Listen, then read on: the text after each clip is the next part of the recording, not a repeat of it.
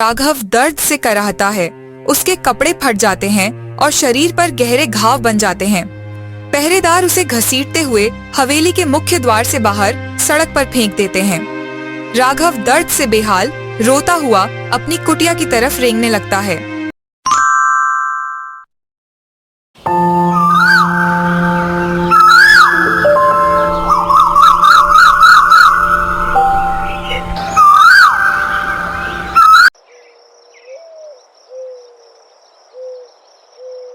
इस सूखे ने पूरे गांव को उजाड़ कर रख दिया।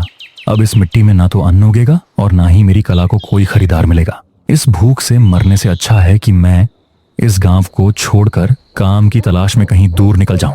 हिम्मत नहीं हारनी है, कोई ना कोई रास्ता जरूर निकलेगा।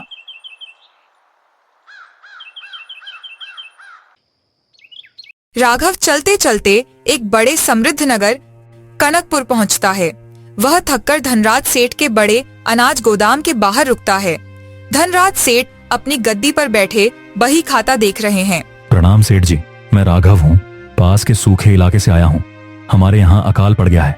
सारे कुएं सूख गए हैं, खेत बंजर हो गए हैं, पेट पालने का कोई साधन नहीं बचा। अगर आप मुझे अपने यहाँ कोई भी काम दे देंगे तो आपकी बहुत बड़ी कृपा होगी। आओ युवक, अंदर आ जाओ। तुम्हारी हालत देखकर लग रहा है कि तुम बहुत लंबी दूरी तय करके आए हो। वैसे तो मेरे पास व्यापार के बहुत से काम हैं, लेकिन जो काम अभी खाली है उसे करना हर किसी के बस की बात नहीं है। मेहनत बहुत ज्यादा है उसमें। सेठ जी, आप काम की चिंता बिल्कुल ना करें। मैं एक मेहनती कलाकार और कारीगर हूँ। आप मुझे जो भी काम सौंपेंगे उसे मैं पूरी ईमानदारी, लगन और सफाई से पूरा करूंगा। मुझे बस मेहनत करने का एक मौका चाहिए। ठीक है राघव, तो सुनो, मेरे पास इस बड़े गोदाम में बैलगाड़ियां हैं। उस पर भारी बोरों को गाड़ियों पर लादना होगा और सुबह शाम इन सभी गाड़ियों के बैलों की देखरेख और उन्हें चारा पानी देना होगा। यह काम बहुत थका देने वाला है। सेठ जी, श्रम करने से मैं कभी नहीं डरता। जब तक शरीर में प्राण है मैं अपनी पूरी ताकत लगा दूंगा। बहुत अच्छे, तो सुनो, इस काम के बदले तुम्हें हर महीने के अंत में पूरे 400 रुपए मिलेंगे। और हाँ, इसके साथ ही तुम्हें दिन में 2 बार का भोजन हमारी रसोई से बिल्कुल मुफ्त मिलेगा। अब बताओ, क्या तुम यह भारी काम संभाल पाओगे? राघव मन में सोचते हुए चेहरे पर राहत के भाव। बैलगाड़ियां और बैलों की जिम्मेदारी सच में बहुत बड़ी है। दिन भर पीठ तोड़ मेहनत करनी होगी, लेकिन इस संकट के समय में धनराज सेठ मुझे काम के साथ 2 वक्त का भोजन भी दे रहे हैं। इस समय इससे बेहतर अवसर मुझे कहीं नहीं मिल सकता। सेठ जी, मुझे आपकी यह शर्त पूरी तरह स्वीकार है। मैं आज से ही काम पर लगने को तैयार हूँ। बस मेरी एक छोटी सी विनती थी, अगर आप बुरा ना माने तो। हाँ राघव, कहो, क्या विनती है तुम्हारी? बिना संकोच के बताओ। सेठ जी, मैं इस नगर में एकदम नया हूँ। मेरा यहाँ कोई रिश्तेदार नहीं है और ना ही मेरे पास रहने का कोई ठिकाना है। क्या मैं रात को इस गोदाम के अहाते में बैल की शाला के पास एक कोने में सो सकता हूँ? इससे मैं सुबह जल्दी उठकर काम भी शुरू कर सकूंगा। ठीक है राघव, तुम्हारी आंखें कहती हैं कि तुम एक भले इंसान हो। तुम रात को यहीं अहाते में रह सकते हो। वहां एक साफ कमरा भी है, तुम उसका उपयोग कर सकते हो। आपका बहुत बहुत धन्यवाद सेठ जी। आपने मुझे आसरा देकर मुझ पर बहुत बड़ा उपकार किया है। राघव रोज सुबह अंधेरे में उठता है। वह बैलों के अस्तबल की सफाई करता है, बैलों को चारा डालता है और अनाज के भारी बोरे अपनी पीठ पर उठाकर लादता है। वह हर काम बहुत ही सफाई और सलीके से करता है। उसकी मेहनत देखकर धनराज सेठ बहुत प्रभावित होते हैं। धनराज सेठ एक दिन सुबह राघव को काम करते देख पास बुलाते हुए, राघव, जरा इधर आओ, मुझे तुमसे कुछ बात करनी है। जी सेठ जी, कहिए, क्या काम में कोई कमी रह गई? नहीं राघव, कमी नहीं, बल्कि तुमने तो मेरा दिल जीत लिया है। जब से तुम आए हो, गोदाम का एक एक कोना चमक रहा है। गाड़ियों का रखरखाव इतना अच्छा है कि मेरा व्यापार और बढ़ गया है। बैल भी अब पहले से ज्यादा तंदुरुस्त दिख रहे हैं। तुम्हारी इस अद्भुत लगन को देखकर मैं आज से तुम्हारी तनख्वाह 400 रुपए से बढ़ाकर पूरे 800 रुपए कर रहा हूँ। सेठ जी, आप बहुत दयालु हैं। मैंने तो बस अपना कर्तव्य निभाया है। आपकी इस कृपा के लिए मैं हमेशा आपका आभारी रहूंगा। समय बीतता है। राघव कई महीनों तक लगातार कड़ी मेहनत करता है। उसके पास अब अच्छे खासे पैसे जमा हो जाते हैं। वह अपने रहने के लिए नगर के किनारे एक छोटी सी सुंदर कुटिया झोपड़ी बना लेता है। राघव अपनी नई कुटिया के अंदर चटाई पर लेटते हुए सुकून की सांस लेकर, भगवान का लाख लाख शुक्र है। इतने महीनों तक गोदाम के पत्थरों और बैलों के बीच सोने के बाद आज मुझे अपनी खुद की छत मिली है। अब कम से कम रात को सुकून की नींद तो आएगी। कल से मैं सुबह काम पर जाऊंगा और शाम को अपने इस छोटे से घर में लौट आऊंगा। राघव का यह नियम बन जाता है। वह दिन भर सेठ जी के यहाँ काम करता और रात को अपनी कुटिया में आकर सो जाता। देखते ही देखते कुछ साल बीत जाते हैं। राघव की ईमानदारी के कारण उसके पास एक बड़ी रकम जमा हो जाती है, जिसे वह अपनी कुटिया में एक मटके में छिपाकर रखता है। लेकिन अब उसे एक नई चिंता सताने लगती है। एक दिन राघव काम के दौरान धनराज सेठ के पास आकर चिंतित आवाज में कहा, सेठ जी, आपसे एक जरूरी विषय पर सलाह चाहिए थी। आजकल हमारे इस इलाके में चोरों का उत्पात बहुत बढ़ गया है। आए दिन किसी न किसी के घर में चोरी की खबर आती रहती है। हाँ राघव, तुम ठीक कह रहे हो। कुछ बाहरी उपद्रवी तत्व नगर में घुस आए हैं, लेकिन तुम्हें इसकी चिंता क्यों हो रही है? सेठ जी, मैंने आपके यहाँ सालों तक जो मेहनत की है उससे मेरे पास कुछ पैसे जमा हो गए हैं। मैं दिन भर आपके गोदाम में रहता हूँ और मेरी कुटिया सुनसान पड़ी रहती है। मुझे डर है कि कोई चोर मेरी जिंदगी भर की कमाई पर हाथ साफ ना कर दे। मुझे रात दिन बस यही चिंता खाए जा रही है। बात तो तुम्हारी बिल्कुल सच है राघव। सूने घर में धन रखना खतरे से खाली नहीं है। इस धन को सुरक्षित रखना बहुत जरूरी है। सेठ जी, क्या आपके ध्यान में कोई ऐसी जगह या कोई ऐसा व्यक्ति है जिसके पास मैं अपनी यह पूंजी सुरक्षित रख सकूं? जब मुझे जरूरत हो मैं वापस ले सकूं। देखो राघव, इस नगर में अगर सबसे सुरक्षित और बड़ी जगह कोई है तो वह है हमारे इलाके के चौधरी भानु प्रताप की हवेली। वे बहुत बड़े जमींदार हैं। उनके पास बड़े बड़े पहरेदार दिन रात पहरा देते हैं। मैंने सुना है कि वे लोगों की अमानत की रक्षा करते हैं। तुम अपने पैसे उनके पास जमा करवा सकते हो। वहां चोर तो क्या, परिंदा भी पर नहीं मार सकता। अच्छा, अगर चौधरी भानु प्रताप इतने भरोसेमंद हैं तो मैं आज ही उनसे मिलता हूँ। अपनी सारी जमा पूंजी उनके पास रख देता हूँ ताकि मैं बिना किसी डर के काम कर सकूं। राघव अपनी कुटिया से रुपयों की थैली निकालता है और चौधरी भानु प्रताप की बड़ी हवेली की तरफ चल देता है। राघव हाथ में रुपयों की भारी थैली छिपाकर जैसे ही अंदर कदम रखने की कोशिश करता है, दो पहरेदार अपने बड़े डंडे आगे कर उसे रोक देते हैं। ए लड़के, रुक यहीं, कदम आगे मत बढ़ाना। अपनी फटी हुई सूरत देखी है। इस बड़ी हवेली के अंदर बिना अनुमति के जाने का साहस कैसे किया? क्षमा करें पहरेदार जी, मैं कोई चोर या याचक नहीं हूँ। मैं धनराज सेठ के गोदाम में काम करने वाला कारीगर राघव हूँ। मुझे चौधरी भानु प्रताप जी से एक बहुत ही विशेष काम के लिए मिलना है। विशेष काम? तेरे जैसे साधारण मजदूर से हमारे मालिक को क्या काम हो सकता है? जो कहना है यहीं कहो, वरना अपना रास्ता नापो। जी, मेरे पास जीवन भर की कुछ जमा पूंजी है। नगर में चोरों का बहुत उत्पाद है, इसलिए मैं अपनी यह अमानत चौधरी साहब के सुरक्षित हाथों में सौंपने आया हूँ। कृपया मुझे अंदर जाने की अनुमति दें। अच्छा, तो यह बात है। धन की बात है तो मालिक जरूर सुनेंगे। ठीक है, अंदर सीधे दरबार में चले जाओ, लेकिन ध्यान रहे वहां किसी चीज को छूना मत। राघव घबराते हुए हवेली के बड़े दरबार में प्रवेश करता है। दरबार में चौधरी भानु प्रताप एक ऊंचे आसन पर बैठा हुआ है। उसके आसपास कुछ चाटुकार खड़े हैं। राघव दूर ही रुककर जमीन तक झुककर प्रणाम करता है। नगर के सबसे न्यायप्रिय और महान चौधरी भानु प्रताप जी को मेरा सादर प्रणाम।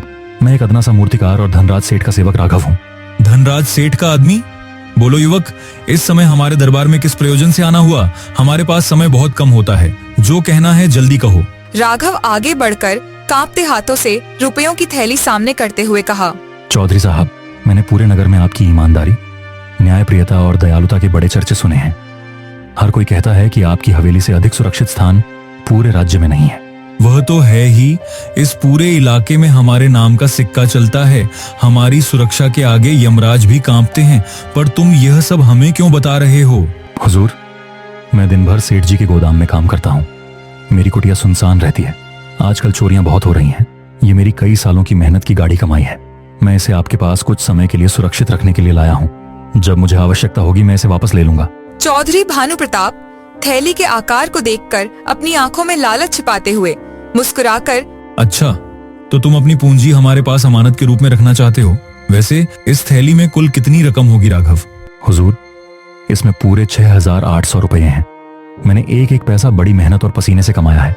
आप चाहें तो इसे स्वयं गिनकर तसल्ली कर सकते हैं। चौधरी भानु प्रताप थैली को हाथ में उठाकर उसका वजन महसूस करते हुए मन में सोचता है, वाह, एक मामूली मजदूर के पास इतनी बड़ी रकम। यह तो बिना किसी मेहनत के मेरे हाथ लग रही है। इसे तो मैं कभी वापस नहीं करने वाला। अरे नहीं नहीं राघव, गिनने की क्या आवश्यकता है? तुम हमारे परम मित्र धनराज सेठ के खास आदमी हो। तुम्हारी बात पर हमें पूरा विश्वास है, और फिर हमारी नजरों में हर गरीब और अमीर का धन बराबर है। आप सचमुच महान हैं हुजूर। अब मेरे मन का सारा भय दूर हो गया है। मेरी अमानत अब भगवान के घर जैसी सुरक्षित जगह पर है। आपका यह उपकार मैं जीवन भर नहीं भूलूंगा। चौधरी भानु प्रताप गंभीर चेहरा बनाकर नाटक करते हुए कहा, चिंता पूरी तरह छोड़ दो राघव, अब तुम जाकर चैन की नींद सो। तुम्हारी यह थैली हमारी तिजोरी की सबसे सुरक्षित जगह पर रहेगी। जाओ, अपने काम पर ध्यान दो। राघव खुशी खुशी चौधरी को प्रणाम करके हवेली से बाहर निकल जाता है। चौधरी भानु प्रताप अपने दरबारियों की तरफ देखकर जोर से अट्टहास करता है। देखा तुम सबने, मूर्ख लोग खुद चलकर अपना धन मेरे चरणों में डाल जाते हैं। 6,800 रुपए। अब यह पैसा इस हवेली से कभी बाहर नहीं जाएगा। इस गरीब कारीगर को तो मैं ऐसा सबक सिखाऊंगा कि वह दोबारा इस हवेली की तरफ देखने की हिम्मत भी नहीं करेगा। समय का चक्र घूमता है। पूरे 2 साल बीत जाते हैं। राघव धनराज सेठ के यहाँ उसी तरह लगन से काम करता रहता है। 2 साल बाद एक दिन राघव अपने घर में बैठकर कुछ सोच रहा है। अब बहुत समय हो गया। सेठ जी के यहाँ काम करते हुए मुझे कई साल बीत गए। वे बहुत अच्छे मनुष्य हैं, लेकिन दूसरों की नौकरी करके मैं कभी बड़ा कलाकार नहीं बन पाऊंगा। अब मेरे पास पर्याप्त अनुभव भी है और पैसा भी। क्यों ना मैं स्वयं की ज़मीन खरीदूं और वहां अपनी मूर्तियों का एक बड़ा कारखाना शुरू करूं। हाँ, यही सही समय है। आज ही मैं चौधरी साहब के पास जाता हूं और अपनी अमानत वापस मांग लेता हूं। राघव उत्साहित होकर चौधरी भानु प्रताप की हवेली पहुंचता है। इस बार पहरेदार उसे नहीं रोकते, क्योंकि वे उसे पुराना सेवक समझते हैं। राघव दरबार में प्रवेश करता है, जहां चौधरी कुछ हिसाब किताब देख रहा है।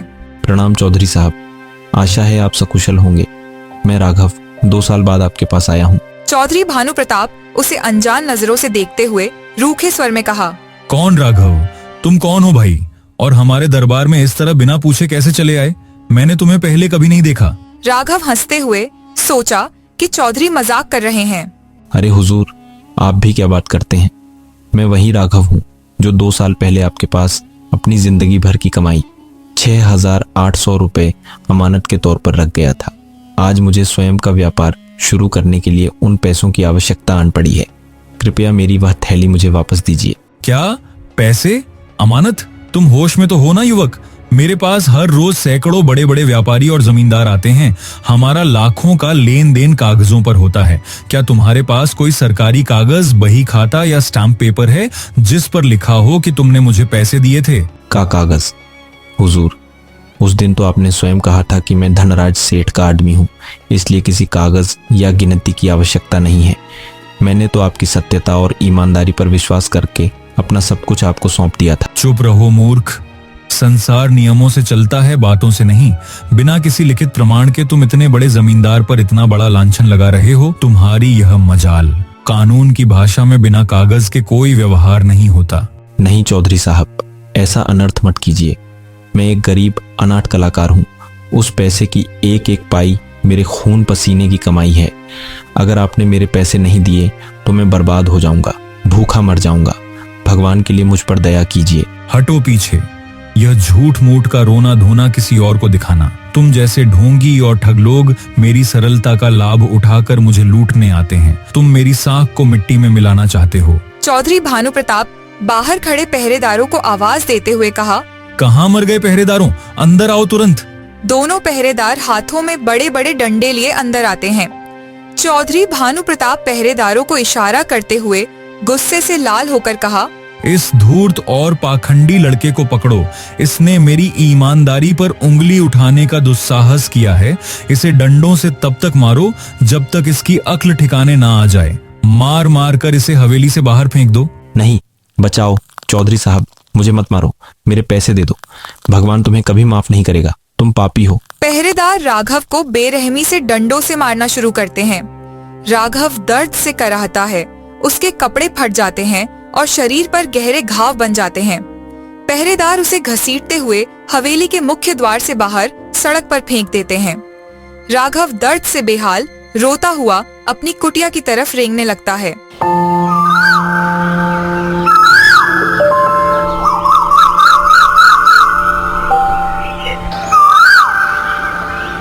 राघव 2 दिनों से काम पर नहीं आया है, इसलिए चिंतित होकर धनराज सेठ स्वयं उसकी कुटिया पर पहुंच जाते हैं।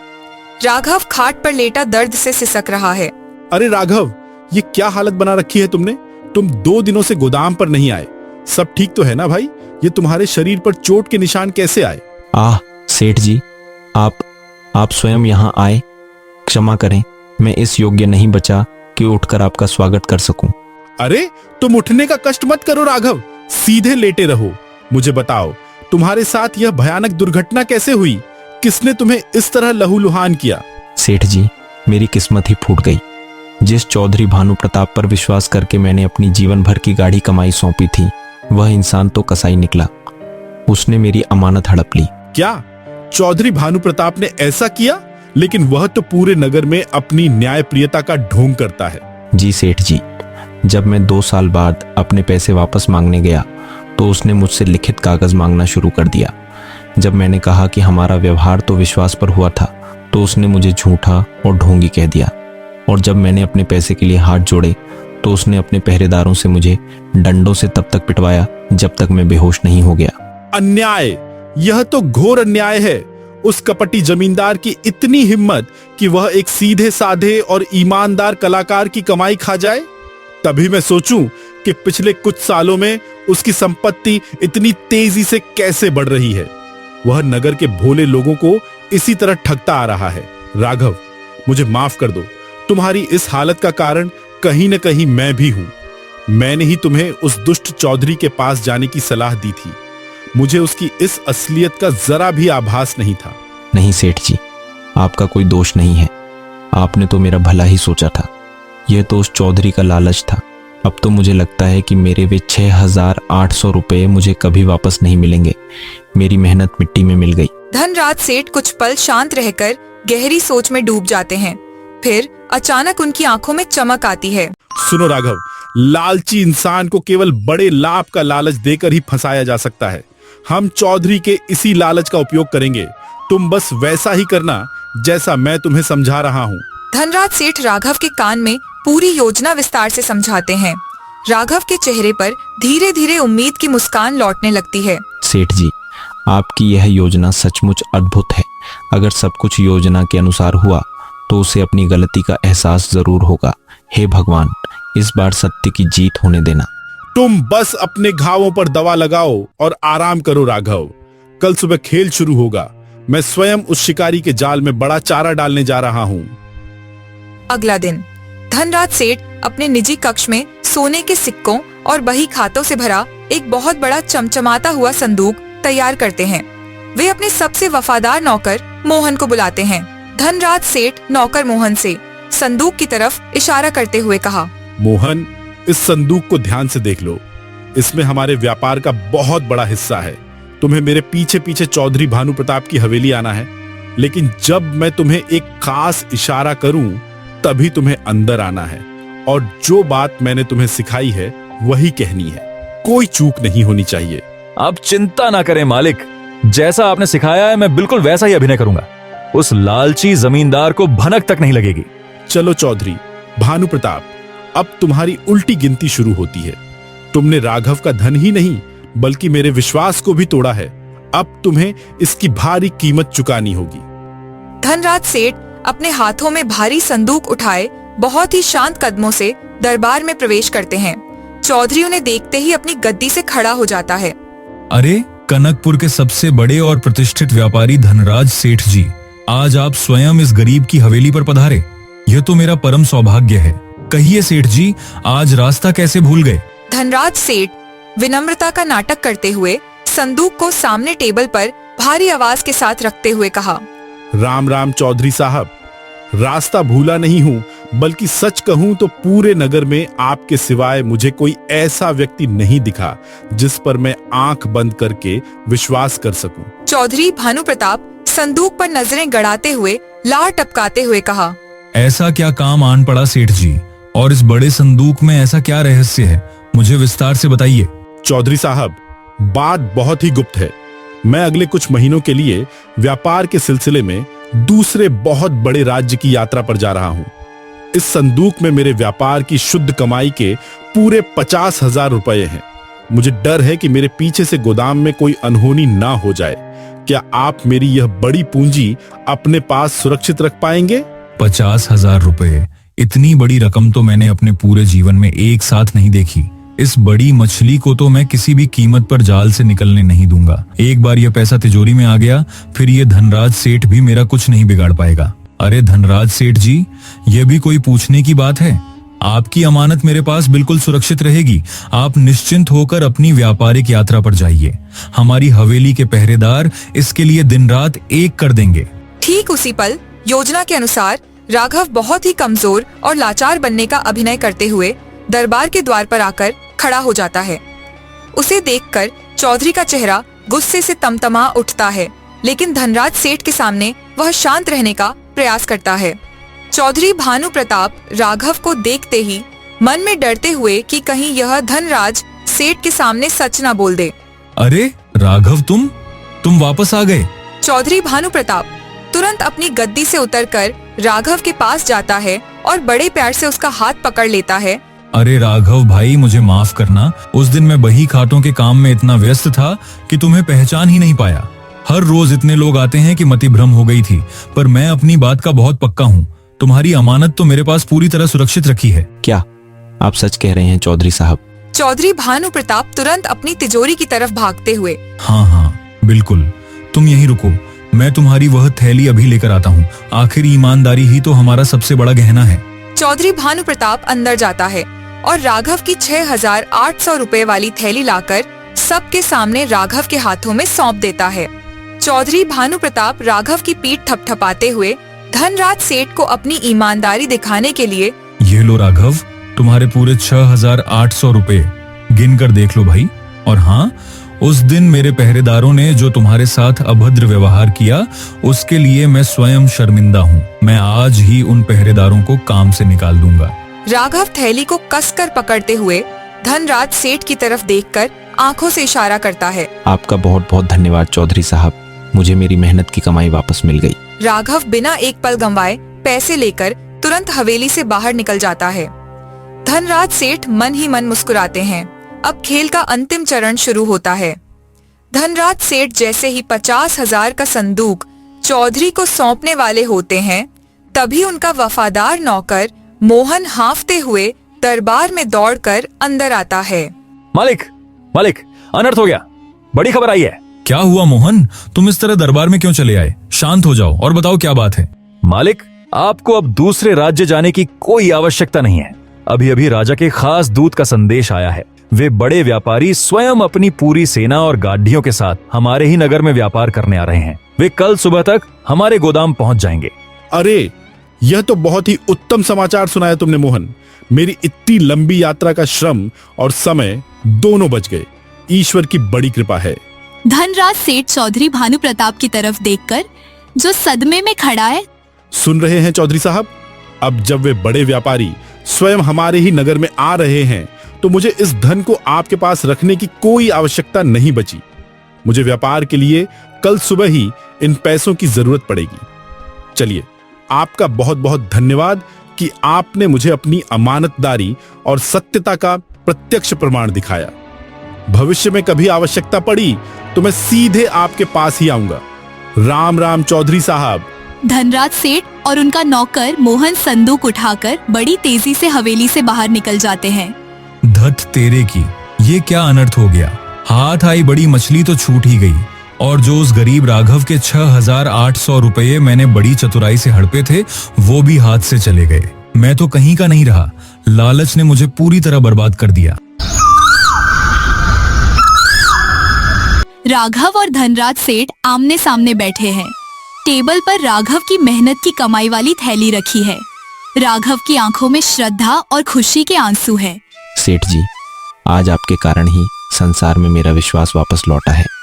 अगर आज आप अपनी अद्भुत बुद्धि और चतुर योजना से उस अत्याचारी चौधरी को उसके ही जाल में न फंसाते, तो मेरी यह गाढ़ी कमाई हमेशा के लिए चली गई होती। मैं तो जीवन भर के लिए दाने दाने को मोहताज हो जाता। आपने मुझे एक नया जीवन दिया है। उठो राघव, अपने पैर पीछे खींचो। यह सब मेरी बुद्धि के कारण नहीं, बल्कि तुम्हारी स्वयं की अटूट ईमानदारी और कठिन परिश्रम का फल है। जो मनुष्य अपने पसीने की एक एक बूंद बहाकर पवित्र मन से धन कमाता है, साक्षात विधाता भी उसकी रक्षा के लिए कोई न कोई मार्ग अवश्य निकाल देते हैं। उस अधर्मी चौधरी का पाप का घड़ा भर चुका था, इसलिए उसे अपने किए की सजा मिलनी ही थी। पर सेठ जी, जब मैं उस हवेली में खड़ा था और चौधरी भानु प्रताप मुझे अनजान बताकर डांट रहा था, तब मेरा न्याय पर से भरोसा उठ गया था। मुझे लगता था कि संसार में केवल छल कपट करने वाले ही सुखी रहते हैं और हम जैसे सीधे साधे कामगार हमेशा कुचले जाते हैं। नहीं राघव, कभी भी अधर्म को देखकर मन छोटा मत करना। अधर्म का वृक्ष बहुत तेजी से बढ़ता जरूर है, लेकिन उसकी जड़ें खोखली होती हैं। लालच एक ऐसा दलदल है जिसमें मनुष्य जितना बाहर निकलने का प्रयास करता है, उतना ही धंसता चला जाता है। चौधरी भानु प्रताप ने तुम्हारे पैसों को देखकर लालच किया और उसी लालच ने उसकी मति पूरी तरह भ्रष्ट कर दी। जब उसे 50,000 रुपए का बड़ा लालच दिखा तो उसने अपनी सारी चतुराई खो दी और अपना ही नुकसान कर बैठा। सच कहा सेठ जी, जब आपका सेवक मोहन हाँफते हुए अंदर आया और उसने नाटक किया, तब चौधरी का चेहरा देखने लायक था। ऐसा लगा मानो उसके पैरों के नीचे से पूरी धरती ही खिसक गई हो। वह समझ ही नहीं पाया कि उसके साथ क्या खेल हो गया। हाँ राघव, लालची मनुष्य का ध्यान केवल धन पर होता है, सच और झूठ पर नहीं। उसने मोहन की बात को बिना किसी प्रमाण के सच मान लिया, क्योंकि उसका मन उस 50,000 के संदूक को अपनी तिजोरी में देखने के लिए व्याकुल था। यही लालच की सबसे बड़ी कमजोरी है।